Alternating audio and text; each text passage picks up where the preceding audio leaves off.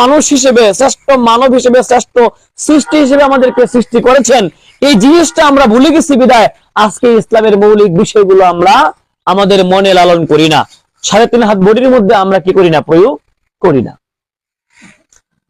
এই রমজান চলে গেছে, কিন্তু রমজান টোটাল রমজানের 5টা শিক্ষা আমাদেরকে দিয়ে গেছে।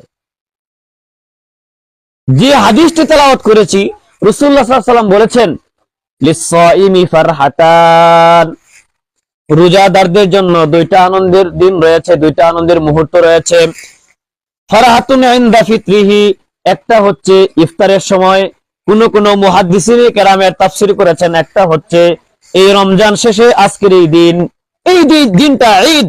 ঈদ শব্দটি কি আরবি, এর বহু বচন আয়াদ। ঈদ অর্থ আনন্দ। এই আনন্দের অনেক সংজ্ঞা, অনেক ব্যাখ্যা আছে। আনন্দ অনেক ভাবে করা যায়। এমন অনেক যুবক ভাই আজকে যারা গান বাজনা বাজিয়ে আনন্দ করতেছে, এই আনন্দ সে আনন্দ নয়। এই আনন্দ হচ্ছে মুমিনের অন্তরে সারা মাস যারা রোজা রেখেছে, আল্লাহ তার বিধান পালন করার লক্ষ্যে রাতে কিয়ামুল লাইল করেছে, তারাবির নামাজ আদায় করেছে, গভীর রাতে সবাই ঘুমিয়ে আছে, তাহাজ্জুদের নামাজ আদায় করছে, চোখ থেকে পানি ঝরছে, আল্লাহর দরবারে কি করছে, হাত তুলছে। রমজান মাসকে যারা যথাযথ কাটিয়েছে তাদের জন্য মূলত আজকের দিন। আপনি নিজেকে প্রশ্ন করেন, কয়টা রোজা রেখেছেন আর কয়টা ছেড়েছেন? নিজেকে প্রশ্ন করেন, আপনি কয়টা তারাবি পড়েছেন বা তারাবি পড়েন নাই?